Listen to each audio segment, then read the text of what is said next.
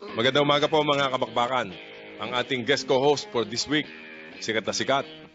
Laging panalo, ang daming beses ko nang nagbalik dito. Ang guest co-host natin ngayon, walang iba kundi si Pao Malbang. Yan. Pao, good morning. Hi, good morning. Thank you, ha. Good morning, Pau. Good morning. Nako, Pau, talagang ito siguro panlimang balik ko na rito. Ang pinapasyalan po natin, yung merong mapupulot yung mga televiewers. Siyempre. Kaya ako madalas magbalik dito, lagi namang nananalo eh.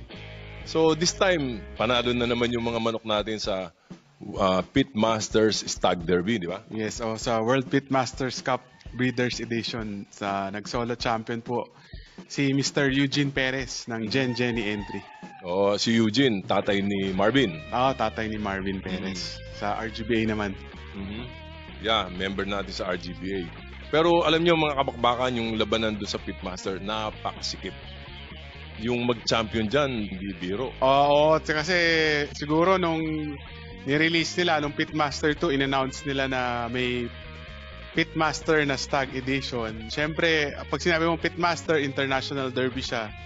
So talagang yung breeders all over the Philippines talagang naghanda. Sabi nga nila, pag pumipili sila ng manok, ito, pwede pang Pitmaster to.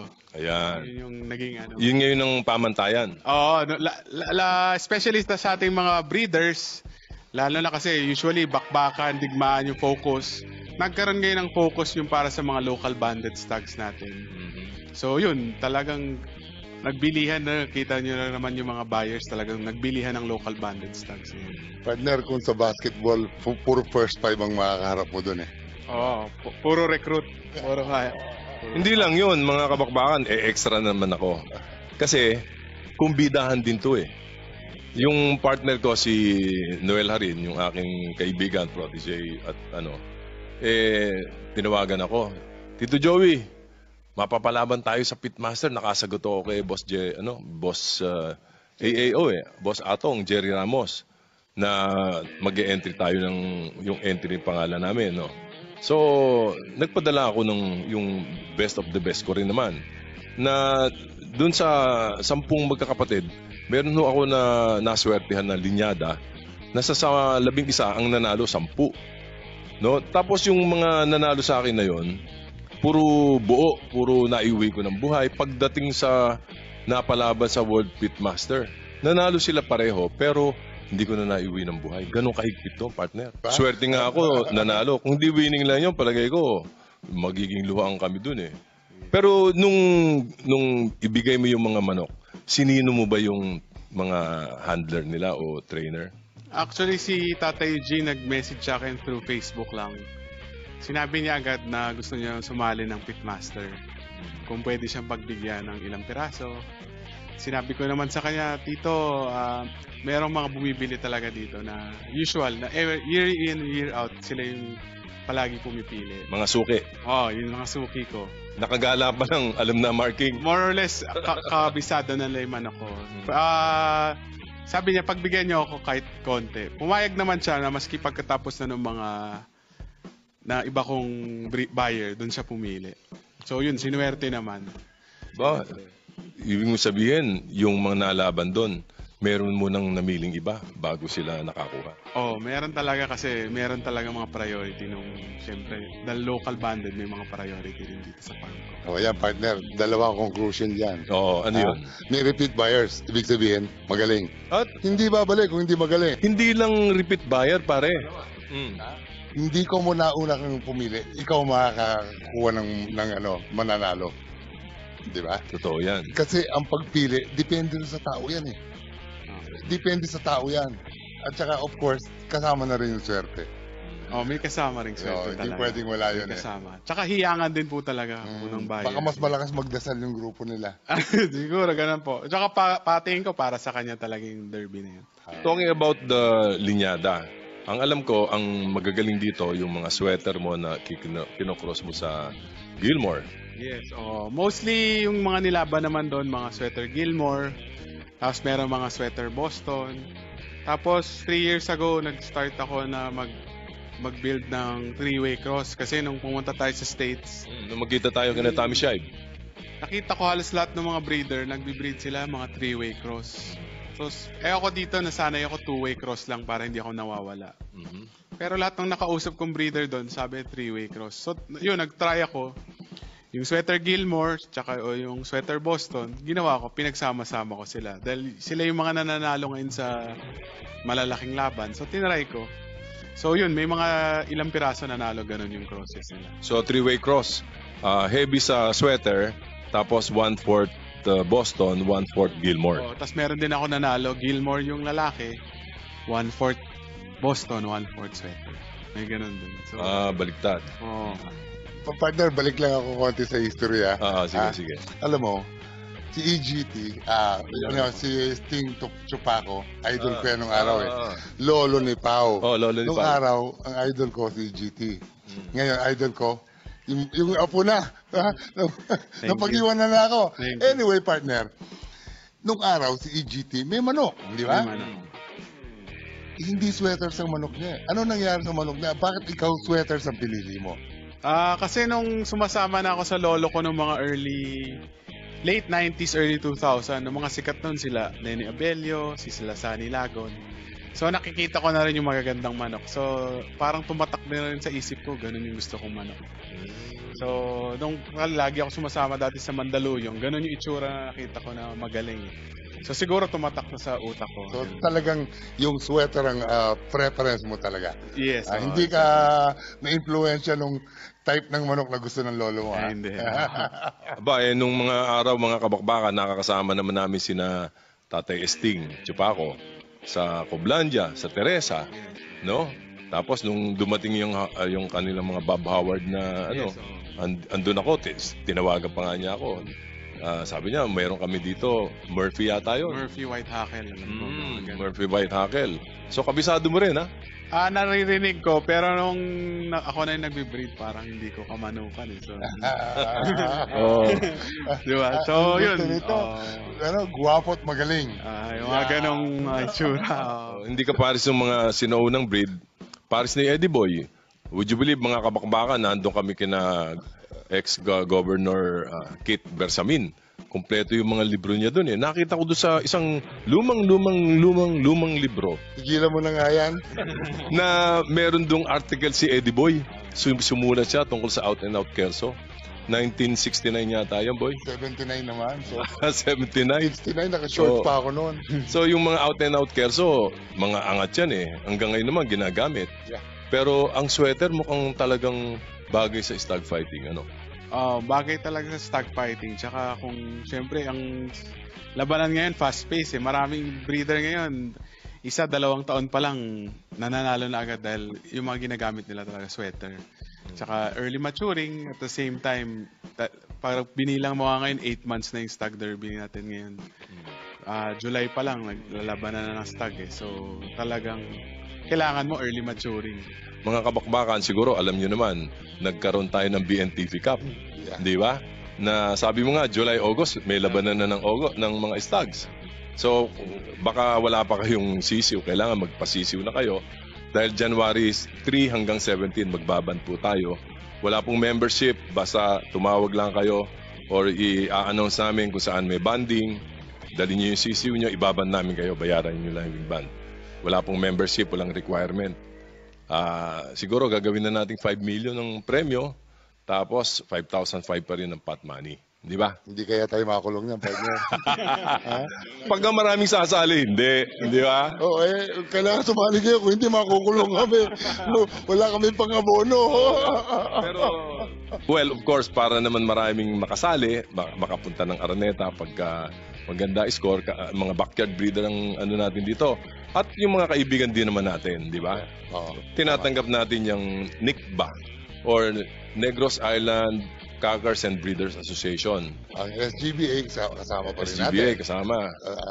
Like before, ang A-Cup, B-Cup, kasama na natin. Oo. Tapos yung kay Governor Kit Bersamin, yung gagawin pa lang nila sa Abra. Nagbubuo sila ngayon. Yung mga association na ng FIGBA, nagbabalak din sila and we will inform you soon kung sino sa kanila ang pwede nating isali. No? Pero bago tayo magtuloy, maghahanap buhay muna kami. At sa aming muling pagbabalik, Baka na. Siya nga pala, idol. Idol na tawag ko ngayon dito kay Pao. Gaya-gaya ka eh. Hindi, idol ko talaga tong si Pao. Kahit na malaki ang tanda ko sa kanya, mga 10 taon siguro tanda ko rito. Sinungaling talaga ito. Kitang-kita naman sa itsura eh. Apo muna ito eh. Ganun ba? Oo. Anyway, ganyang puro panalo manok mo. Lalo na sa Pitmasters Cup Stag Derbies, hindi ba? I'm sure maraming pupunta rito at bibili na naman ng mga manok natin dito. Nakapagparami ka ba, ibig sabihin? Yun nga, luckily, puro nga panalo. So, hindi, meron pa naman mga natira. Pero, halos, maski wala pa yung Pitmaster, marami na rin talaga nakuha. So, talagang nabibili rin talaga. So, ngayon, yung pang International Game Fowl Festival ko, yun, nababawasan na. Yung pang Cebu ko, nababawasan na. So, hopefully, hanggang January, meron tayong ma-share sa mga kaibigan nating mga sabongero all over the Philippines. Luckily, yung mga kabakbakan. Kasi nga, ito, pang-apat na punta ko na rito eh. Ibig sabihin, madalas kang mag-champion. Yung una mong punta dito, tatandaan ko 2011 nung ginamit nila Governor Plaza yung manok ko sa Bakbakan. Tapos si RJ Mayana nag-runner up din sa Bakbakan. So yun yung una mong punta dito. Right. Yes. Tuwing, alam mo na, lalo sa labanan ng mga endorser ng Thunderbird, di ba? Yes. So, lagi tayong magkasama. Sanay na sanay ka na sa sweater. Sabi mo kanina, sila, maagang Early maturing. early maturing. Yes. So, ilang buwan sila bago mo ilagay sa mga hardening pen? Actually, yung yung early maturing ng sweater, sa akin, pag alam kong healthy, nasa 4 months and 1 week, meron ka na dapat sa stag pen, meron ako nahuhuli. Ganon. Tapos, meron akong deadline dito. Pagdating ng 5.5 months, dapat halos lahat na-harvest na. Talagang Tingin ko, strict by- din yung yung standard by that mo. time, kailangan barakong-barak. Halimbawa, meron kasing yung mga late na kung lumaban, meron. ayaw pa. Ano ginagawa mo ron? Actually, nahayaan ko lang yung iba sa range eh. Pero pag umabot nga ng 5.5 months, ina-harvest ko talaga sila. Tapos, Regardless kung lalaban na sila o hindi pa. tapos, hanggang dito, ang rule ko sa mga tao ko, hanggat di naglalaban, hindi ko pinapatali. Para na hindi masyado nagwawala sa talian. No, tama. Yun. Oo. Yung patuka, nagbabago ka ba? When do you give them the developers at saka yung grain? Dito sa akin, yung first month ko, yung premium lines na Thunderbird sa CCO. Tapos yung Stag Developer. Pagdating ng 3.5 months, binibigyan ko na ng Stag Developer 4+. Yung pellet. Yes, yung micro pellet nila. Hanggang sa ihanda sila, yun na yung kinakain nila eh. Papalitan na lang ng platinum pag nasa mga malapit na yung laban. Hindi ko agad binibigla sa platinum. Kasi walang nangyayari sa manok, napapanis pag pakainin mo agad ng masarap. Wala na. Ganun ba? Yun sa akin, ganun yung Kasi alam mo naman kami, mga kabakbakan, mahilig kami mag-eksperimento. Isa sa mga experiments na ginawa po namin sa BNTV. No? So, July, August, naglaban na kami. Tapos nag-clean up po kami ng September 25, which was more than a month after yung aming finals. Tinesting ko kung at the age of 11 months, kung sino pa yung buo ang mga bagwes kung sila ipapalo pa. No? So ang ginawa ko lang ho mga kabakbakan, hindi ko po pinalitan yung patuka na binibigay ko nung kinukondisyon sila. Okay. Hindi, pero sa akin, ginagawa ko lang, habang nasa developer sila, pag ihahanda na sila, mga 6 weeks prior to the fight, doon ko lang sila pinapakain talaga ng masarap. Okay. Para talaga doon pa lang sila ma-mature. Bumuka katawan. Buka talaga. Ngayon, pag buka na katawan, edi na-extend yung aming labanan. In-extend natin ng 1 month. Hindi ho naglaglag ng balahibo eh. Pero yung mga manok na ibinalik ko sa yung halimbawa sa Enertone, bagsakan. Basta nag-change feeding. Basta na-jerk yung sistema ng manok. Defense mechanism nila yan eh. Maglulugon sila. Yes. Oo. Pero ako meron sa pangkatanungan. Sige. Ang dami mong rito, bitawan, ruweda, lupa yan. Parang gradas, di ba? Gradas. Okay. Pero dito, nakita ko, meron kang bitawan, pero damo. Yes, sir. Okay, ano ang rason at ano ang advantage? Bakit ginagawa mo ito? Kasi usually pagka bitawan, syempre gusto lahat natin sa gradas. Eh, pag sa lupa, yung stag, lalo na pag mga 5 months, hindi pa palo doon eh. Ayaw kumalo kasi nakikiliti. So, nag-isip ako, sabi ko, gawa tayo ng parang gradas. Para pag may buyer or may gusto nung manood ng bitaw, doon natin ibibitaw. So, at least hindi sila, parang normal lang sila, nasa talian lang sila. Ganon yung style. Siya nga pala, kanina kausap ko si Kit Suliman eh. Kasi sinabi ko sa kanya, ganun ba?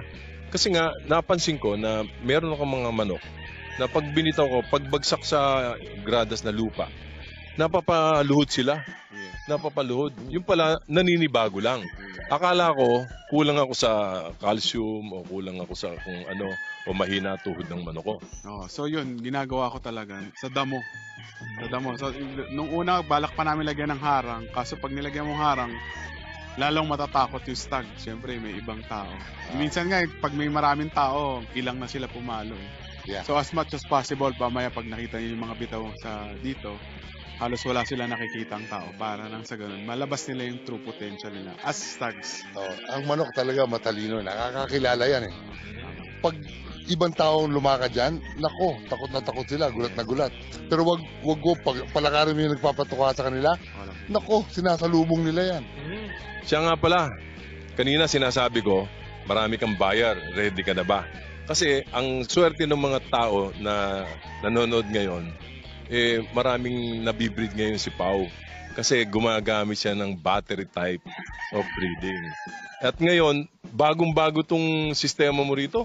Napakaganda. Actually, noong 2012, di ba, lumapit ako sa iyo noon. Nagtatanong ako about battery na. So, yun, hanggang sa this year, pinalaki ko na talaga para full blast battery na lahat ng ano ko. Imagine mga kabakbakan, pumunta po ito doon sa aming bodega kung saan ako nagbabattery. Kumuha po siya ng isang kulungan, sample.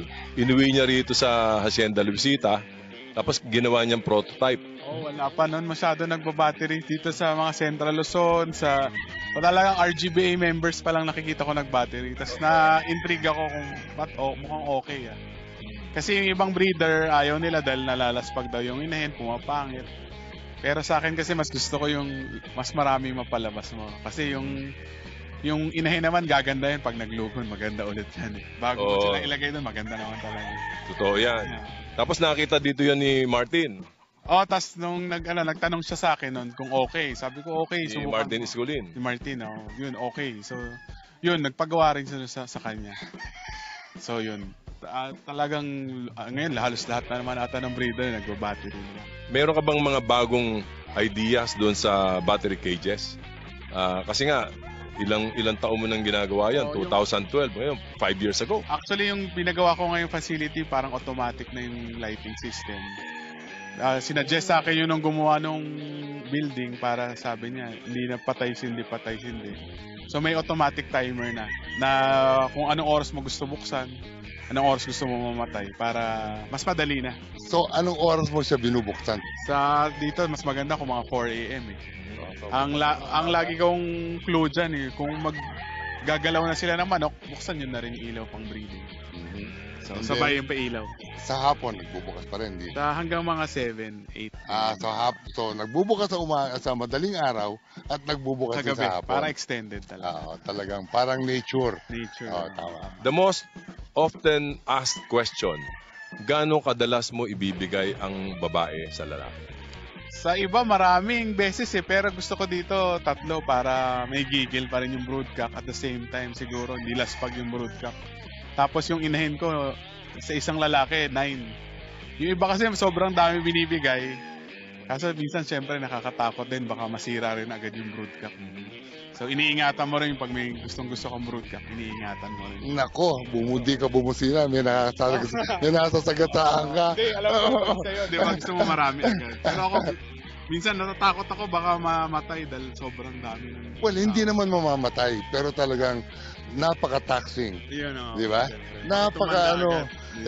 Tayo naman, para naman tayo nakasubok, di ba? Yeah. Pag nasobrahan ng konti, pwede masira ulo mo, di ba?